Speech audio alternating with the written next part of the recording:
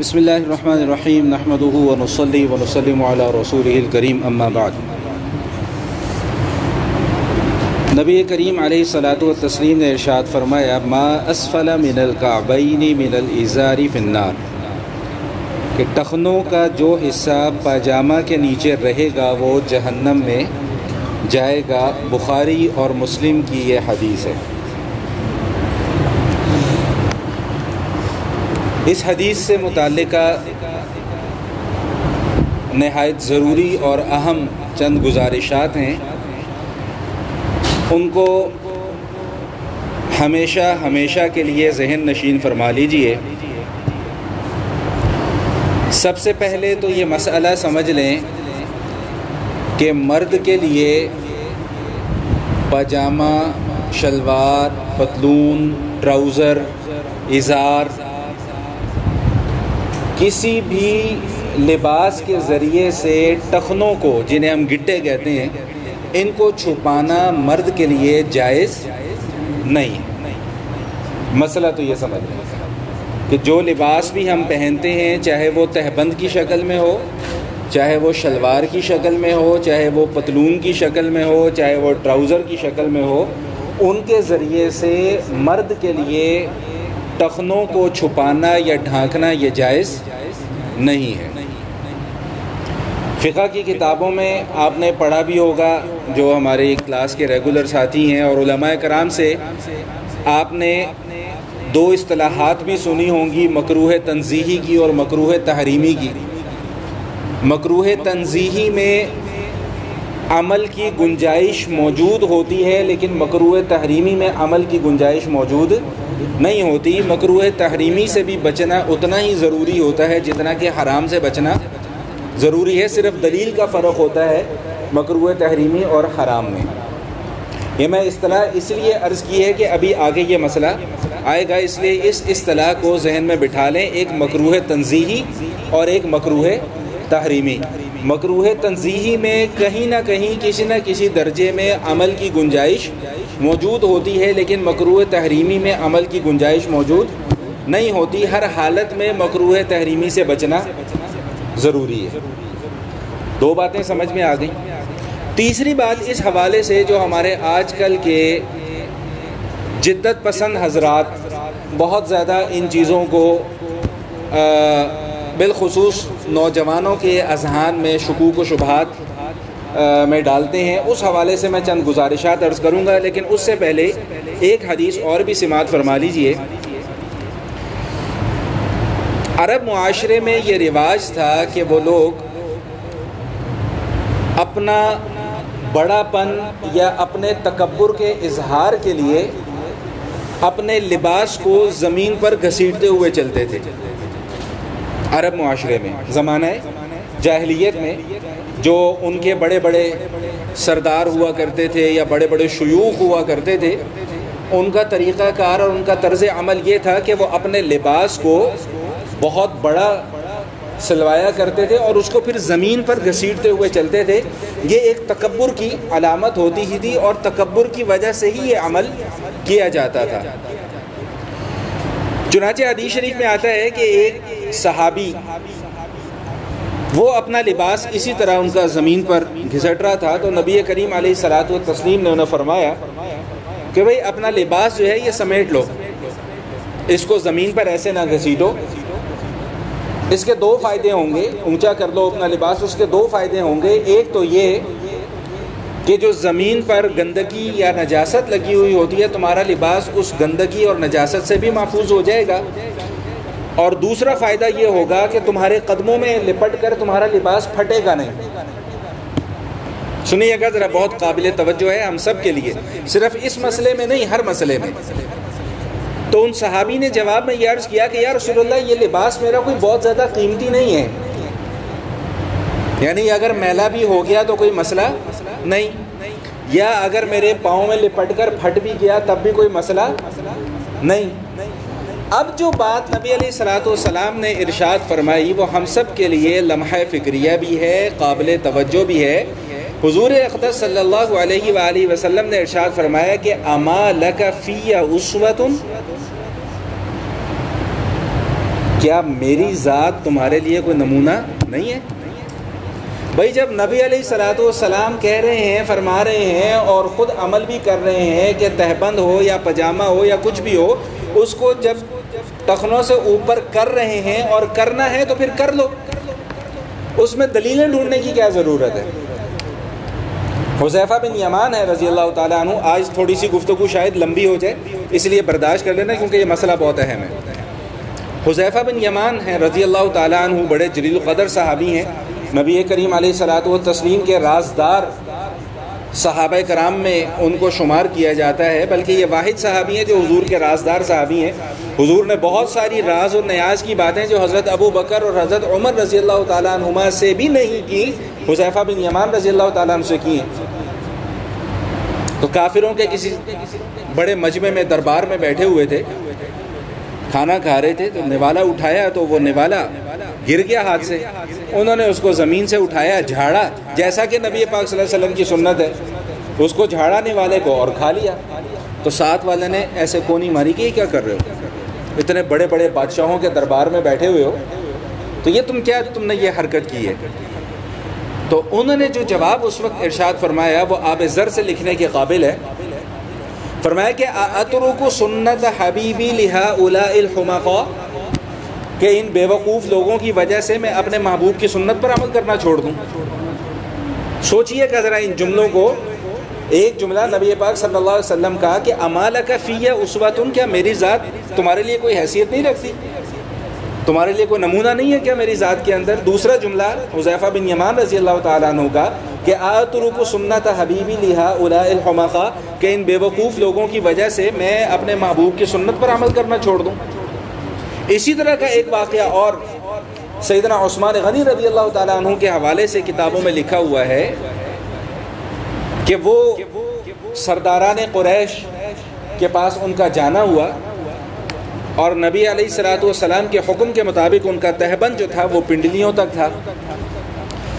تو وہاں پہ کچھ لوگوں نے کہہ دیا کہ بھئی سرداران قریش اس طرح کے لباس کو پسند نہیں کرتے، تم اپنا تہبند تھوڑا سا نیچے کر لو. تو اس موقع پہ سیدنا عثمان غنی رضی اللہ تعالیٰ عنہ نے بھی یہی جواب ارشاد فرمایا کہ ان لوگوں کی وجہ سے میں اپنے محبوب کی سنت کیسے چھوڑ سکتا ہوں، ان کا طریقہ کیسے چھوڑ سکتا ہوں.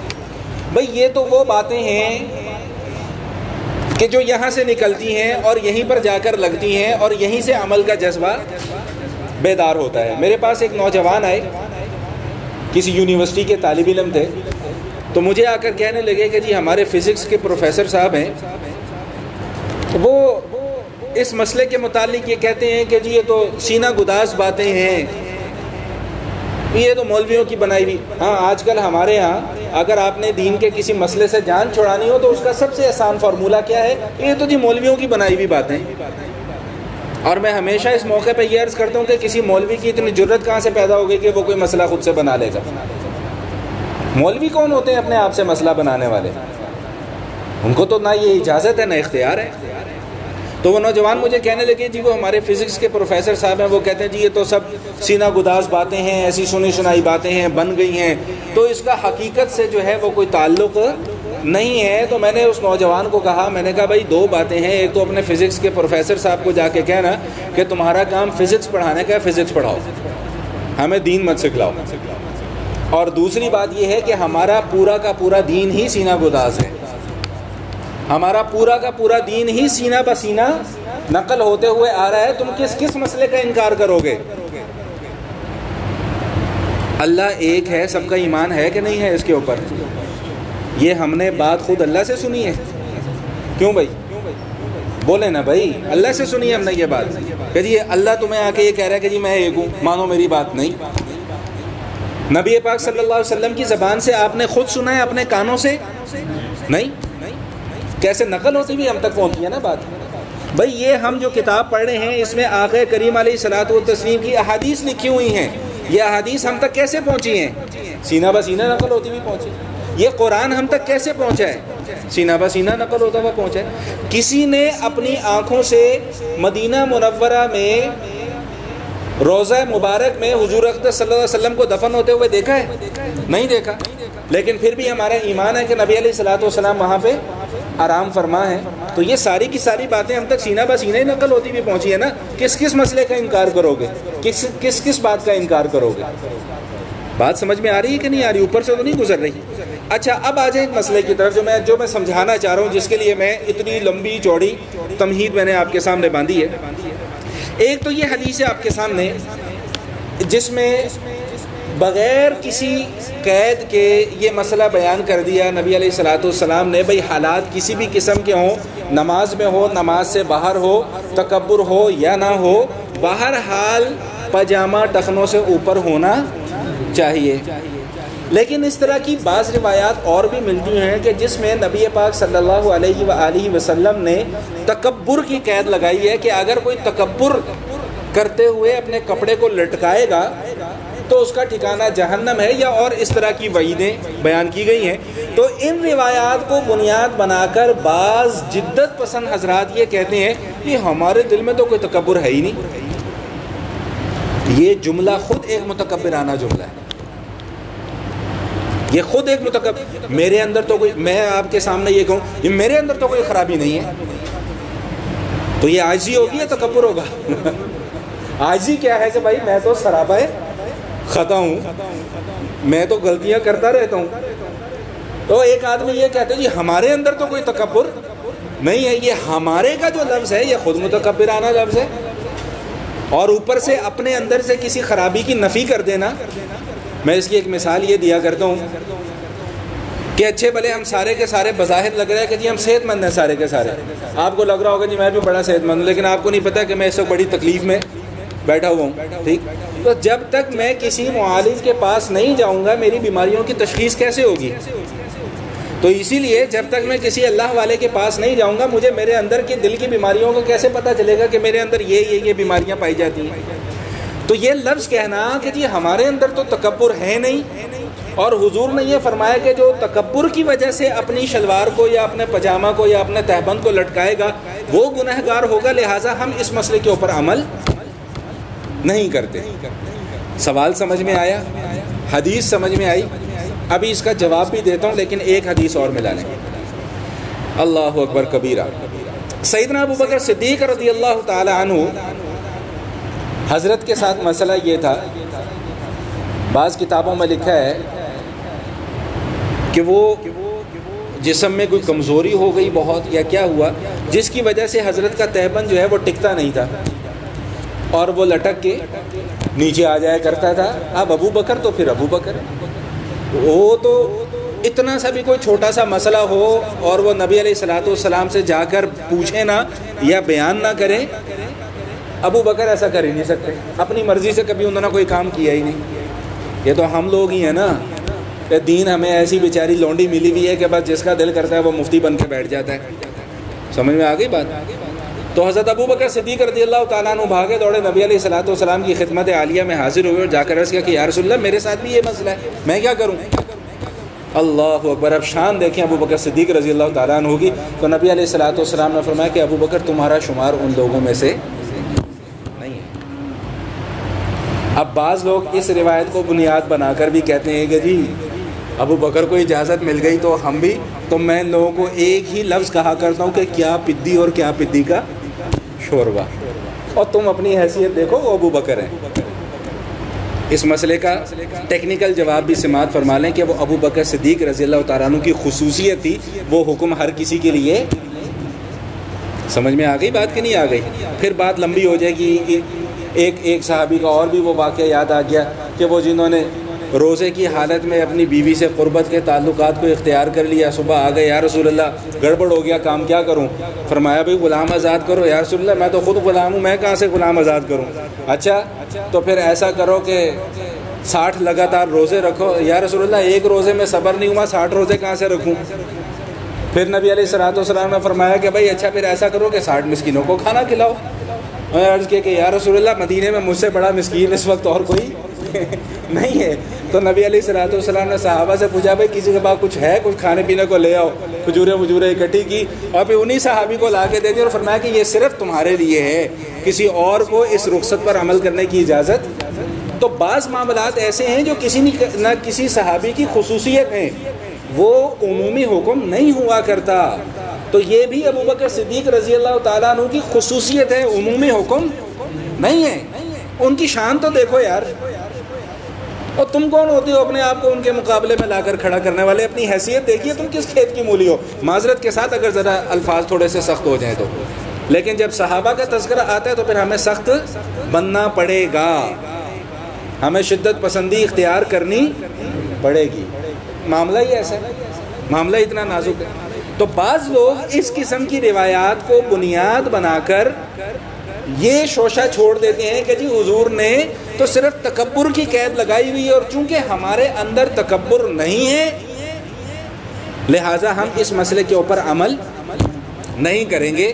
اب یہ مسئلہ سمجھ لیجئے کہ یہ جو تکبر کی قید ہے، یہ قید جیسا کہ میں نے آغاز گفتگو میں عرض کر دیا تھا کہ مشرکین کا اور عرب کے جہلاء کا، جن کو وہ رؤساء سمجھتے تھے، ان کا طریقہ کار کیا تھا کہ وہ اپنے کپڑے کو بہت لٹکا کر پھرتے تھے، اور ان کی ایک متکبرانہ شان تھی۔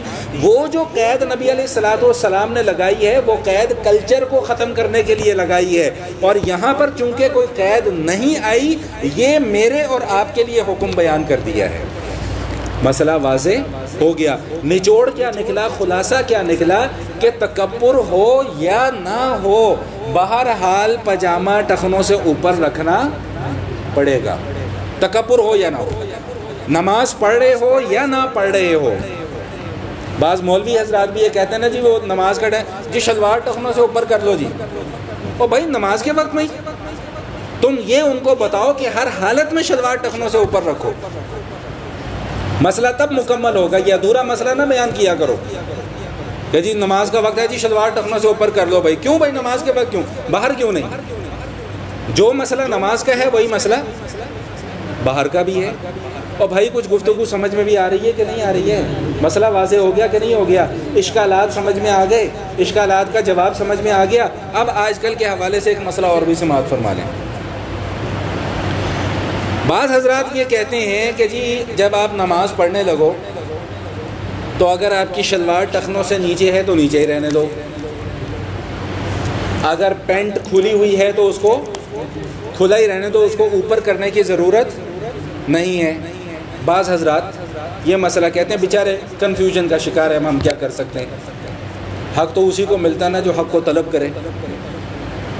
تو اس مسئلے کا جواب یہ ہے، اب آپ کو وہ اصطلاح کی ضرورت پڑے گی جو میں نے آغاز میں عرض کی کہ ایک ہے مکروہ تنزیہی اور ایک ہے مکروہ تحریمی۔ مکروہ تنزیہی پر عمل کی گنجائش موجود ہے، مکروہ تحریمی پہ عمل کی گنجائش موجود نہیں ہے۔ پہلے میں ٹیکنیکل جواب دے دوں پھر میں مسئلہ سمجھا دیتا ہوں کہ بھائی ایک مکروہ تنزیہی کو چھوڑنے کے لیے مکروہ تحریمی پر عمل کرنا یہ کون سا اصول ہے؟ اور آسان لفظوں میں سمجھ لیں کہ ایک ایسا عمل جس کی صرف اجازت ہے اس پر عمل کرنے کے لیے ایک حرام کا ارتکاب کیوں کر رہے ہیں؟ حرام سے بچنا زیادہ ضروری ہے یا مکروہ تنزیہی سے بچنا زیادہ ضروری ہے؟ بولیں بھائی، حرام سے بچنا ضروری ہے۔ مسئلے کا جواب سمجھ میں آ گیا۔ اب ذرا اس مسئلے کو اور تسلی سے سمجھ لیں کیونکہ یہ آج کل بہت ہمارے ہاں پیش آتا ہے یہ مسئلہ۔ جو حضرات یہ کہتے ہیں نا کہ جی یہ نیچے لٹکا رہنے دو، اس کو فولڈ نہیں کرنا چاہیے، وہ بنیاد بناتے ہیں اس فقہی مسئلے کو جیسے میں نے یہ بھی کیا ہوا ہے، دوران نماز یہ کرنا مناسب نہیں ہے۔ جب نماز کا وقت ہو تو اس کو کھول کے ادب والے انداز میں نماز پڑھی جائے، بدماشوں والے انداز میں۔ یہ مجھے گرمی لگ رہی تھی، میں نے اسی لیے اوپر کر لیا۔ میں مدرسے میں گیا، 1990 کی بات ہے، پہلا سال تھا میرا مدرسے کا، تو ہمارے ایک استاد ہیں، اللہ ان کو صحت سلامتی عطا فرمائے، مولانا انور کشمیری صاحب دامت برکاتہ اللہ علیہ، جامعہ اشرفیہ کے۔ تو وہ استاد جی جو تھے ہمارے، وہ مشہور ہیں پورے مدرسے میں ٹینڈ کروانے کے معاملے میں، یعنی جو طالب علم ان کی آپ کا واسطہ پڑا کبھی استاد جی سے، بھائی جو طالب علم ان کی نظر کے سامنے آ گیا نا تو اس کے اوپر واجب ہے کہ وہ کل ٹینڈ کرا کے۔ میں کسی کام سے میری قسمت خراب کہ میں استاد جی کے دفتر میں چلا گیا۔ ایک تو میں نے بچپنا تھا، 1990 کی بات کر رہا ہوں، درجہ اولا تھا یا متوسطہ تھا۔ ایک تو میں نے آستینیں ایسی ٹنگی ہوئی اور بال بڑے جناب ہیرو سٹائل والے بال رکھے ہوئے، تو میں نے جا کے استاد جی کو سلام کیا، تو استاد جی نے سلام کا جواب تو بعد میں دیا، پہلے مجھ سے ایک سوال پوچھا کہ بھائی لڑنے آئے ہو کہ پڑھنے آئے ہو؟ میں نے کہا استاد جی پڑھنے کے لیے آیا ہوں. کہتے یہ آستینیں صحیح کرو اپنی. تو وہ بات مجھے جو ہے نا ابھی بھی یاد آ جاتی ہے. مجھے اپنے استاد جی کا چونکہ نام آ گیا تو پھر ادب کا تقاضا یہ ہے کہ آستین نیچے چلنی چاہیے. بہرحال تو مسئلہ میں یہ عرض کر رہا تھا کہ انہوں نے اس مسئلے کو بنیاد بنایا کہ یہ کپڑے کو اس طرح موڑنا یا الٹا کپڑا پہننا. بھائی جب اللہ پاک نے بہترین لباس دیا ہے تو بہترین لباس پہنو. صاف ستھرا لباس ہے تو پھر صاف ستھرا لباس پہنو. پھر میلا کچیلا لباس پہننا درست نہیں ہے. خوشبو والا لباس میسر ہے تو خوشبو والا لباس پہنو. بدبو والا لباس پہننا مناسب نہیں ہے, مکروہ ہے. اور اس حالت میں نماز پڑھنا بھی مکروہ ہے. یہ آج کل مساجد میں آپ نے دیکھا ہوگا نا, آپ کے یہاں تو نہیں ہے اللہ کا شکر ہے, میں نے بھی اٹھوا دی تھی وہ پلاسٹک والی ٹوپیاں, وہ 2-2 روپے والی ٹوپیاں. لوگ بڑا ثواب سمجھ کے تو جی مسجدوں میں لا کے وہ ٹوپیاں رکھ دیتے ہیں. خدا کے بندو, وہ ٹوپی پہن کے نماز پڑھنا جائز نہیں ہے, بالکل جائز نہیں ہے. میں پھر دوستوں کو کہتا ہوں کہ یہ ٹوپی پہن کے جاؤ ذرا وزیر اعلیٰ صاحب سے ملنے کے لیے, جاؤ گے؟ کبھی بھی نہیں جاؤ گے. لنگی بنیان پہن کے وزیر اعظم صاحب سے ملنے کے لیے جاؤ گے؟ یا کسی شادی کے فنکشن میں شرکت کے لیے جاؤ گے؟ نہیں. تو پھر بھائی مسجد کو کیوں اتنا یتیم رکھا ہوا ہے؟ رات کو سو رہے ہوتے ہیں, صبح فجر کی نماز پڑھنے آتے ہیں, وہی سوتا ہوا لباس پہن کے, سلیپنگ سوٹ, نائٹ سوٹ پہن کے جو ہے جناب نماز پڑھنے کے لیے آ رہے ہیں. وہ اتنی شارٹس پہن کے جو نماز پڑھنے کے لیے آ رہے ہیں. وہ ایک دفعہ ہمارے ایک دوست مسجد میں آئے, وہ ایکسرسائز کرنے کے لیے جا رہے تھے, انہوں نے وہ شارٹس پہنی ہوئی تھی. تو میں نے یوں ایسے کر کے تعجب, جی سنت ہے, جی سنت ہے, سنت ہے یہ. میں نے اس لیے میں نے کہا یار یہ سنت تمہاری پھر شادیوں میں کیوں نظر نہیں آتی, یا عام مجالس میں یہ سنت کیوں نظر نہیں آتی ہے, یہاں پہ کیوں نظر آ رہی ہے سنت, اور یہ تو صرف شارٹس میں ہی کیوں نظر آ رہی ہے, شلوار میں پھر یہ سنت کہاں چلی جاتی ہے؟ بھائی مزہ تو تب ہے نا کہ جب شلوار پہنی ہو اور اس کو پھر ٹخنوں سے اوپر کیا ہو, مزہ تو تب آتا ہے سنت پر عمل کرنے کا. وہ شارٹس تو فیشن ہے. میں نے پھر یہی جواب دیا, میں نے کہا حضور یہ سنت نہیں ہے, یہ فیشن ہے. چونکہ سنت آپ کے فیشن کے مطابق ہے, اس لیے آپ کو یہ سنت اچھی لگ رہی ہے. لیکن جہاں پر آپ کو سنت پر عمل کرنے کے لیے فیشن چھوڑنا پڑے گا, وہاں پہ پھر سنت پسند. بھائی میں نے پہلے ہی کہا تھا کہ آج گفتگو ذرا لمبی ہو جائے گی تو تھوڑا حوصلہ رکھ کے بیٹھنا. بات سمجھ میں آ گئی کہ نہیں آ گئی؟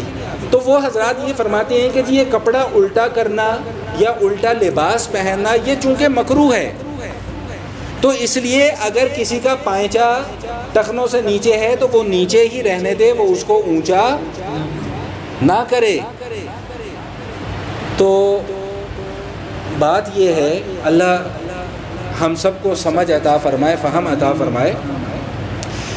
اگر کوئی لباس غیر شرعی ہو اور اس کو شریعت کے دھارے میں لانے کے لیے اس کو موڑنا بھی پڑ جائے تو یہ کوئی ممانعت والی بات نہیں ہے, یہ تو عین شریعت کے اوپر عمل ہو رہا ہے. نہیں سمجھ میں آئی بات؟ بھائی شلوار ٹخنوں سے نیچے ہے, یہ شریعت والا لباس ہے یا غیر شرعی لباس ہے؟ غیر شرعی. تو اب اس کو شریعت کے دھارے میں لانا ضروری ہے کہ نہیں ہے؟ ہے ضروری. تو اس کو ضروری کرنے کے لیے اگر کسی نے اس کو اوپر کر لیا یا فولڈ کر لیا تو وہ عین شریعت کا تقاضا پورا کر رہا ہے. اور پھر اصل چیز وہی جو میں نے آغاز گفتگو میں عرض کر دیا تھا کہ آپ ایک مکروہ تنزیہی سے بچنے کے لیے مکروہ تحریمی پر عمل کیوں کر رہے ہو بھائی؟ مکروہ تنزیہی سے بچنے کے لیے حرام کے اوپر عمل کرنے کی گنجائش کہاں سے نکل آئے گی؟ اگر سمجھ میں آ گئی یہ بات تو بہت اچھی بات ہے, نہیں سمجھ میں آئی تو ٹینشن لینے کی ضرورت نہیں ہے. مسئلہ یہ اچھے طریقے سے سمجھ لیں, مرد کے لیے اپنے تہبند یا اپنے ازار کے ذریعے سے ٹخنوں کو ڈھانپنا جائز نہیں ہے. نوجوان ایک سوال اور بھی کرتے ہیں, وہ بھی بتا دو. وہ کہتے ہیں جی ہم یہ جو جرابیں پہن لیتے ہیں اس میں بھی تو ٹخنے ڈھانپ لیتے ہیں. مولانا کے بھی ذہن میں سوال آیا کہ جی جرابوں سے بھی تو ہم ٹخنے ڈھانپ لیتے ہیں. بھائی سوال ہے کہ نہیں, بنتا ہے کہ نہیں بنتا؟ لیکن قربان جائیں آقا کریم علیہ الصلاۃ والتسلیم پر, اللہ پاک نے نبی علیہ الصلاۃ والسلام کو جوامع الکلم عطا فرمائے. الفاظ چھوٹے لیکن مفہوم بہت بڑا. یہاں پہ جو لفظ آیا اس کے اوپر غور کریں. لفظ کیا ہے؟ ازار. لفظ کیا ہے؟ ازار. تو جرابوں کو ازار بولیں بھائی, جرابوں کو ازار نہیں کہا جاتا. ازار وہ لباس ہے جو ہم اپنے سطر چھپانے کے لیے پہنتے ہیں اور اس کو باندھتے ہیں, یہ لباس ازار ہے. جرابیں ازار کے اندر شامل نہیں ہے. ان کے لیے تو علیحدہ سے حدیث میں الفاظ موجود ہے. خفین کے لفظ ہیں, چمڑے والے موزے. جوربین کا لفظ موجود ہے سوتی، تو ان موزوں کو پہننا تو خود نبی علیہ الصلوۃ والسلام سے ثابت ہے۔ یہ جو سردیوں میں ہمارے تبلیغی بھائی بیٹھے نا، یہ سارے، یہ تو سردیوں میں آپ لوگ وہ پہنتے ہیں نا جی، وہ چمڑے والے موزے، تو وہ پہننا تو خود نبی علیہ الصلوۃ والسلام سے ثابت ہے، تبھی تو ہم مسح کرتے ہیں، وگرنہ ہم فرض کو چھوڑ کے مسح کیسے کر سکتے ہیں اس کے اوپر؟ تو بات سمجھ میں آ گئی کہ نہیں آ گئی ہے؟ ہاں، اب یہ جو آج کل ایک نئی مصیبت آن کھڑی ہوئی ہے کہ عورتیں مردوں والا لباس اختیار کر رہی ہیں، اور مرد جو ہے وہ عورتوں والا لباس اختیار کر رہے ہیں، مرد اور خواتین کا لباس جو ہے وہ مختصر ہوتا چلا جا رہا ہے، اور مردوں کا لباس جو ہے وہ لمبا ہوتا چلا جا رہا ہے۔ یاد رکھیے گا، اللہ کے نبی صلی اللہ علیہ وآلہ وسلم نے لعنت فرمائی ہے ایسے مردوں کے اوپر جو عورتوں کی مشابہت اختیار کریں، اور ایسی عورتوں کے اوپر جو مردوں کی مشابہت اختیار کریں۔ اللہ کرے کہ میری آج کی یہ ساری گفتگو سمجھ میں آ جائے۔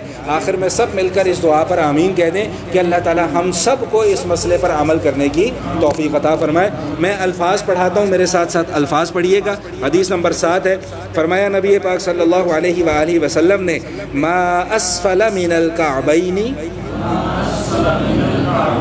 من الازار فی النار، ما اسفل من الکعبین من الازار فی النار، جس کا ترجمہ سماعت فرما لیجئے کہ ٹخنوں کا جو حصہ پاجامہ کے نیچے رہے گا وہ جہنم میں جائے گا۔ وآخر دعوانا ان الحمد للہ رب العالمین۔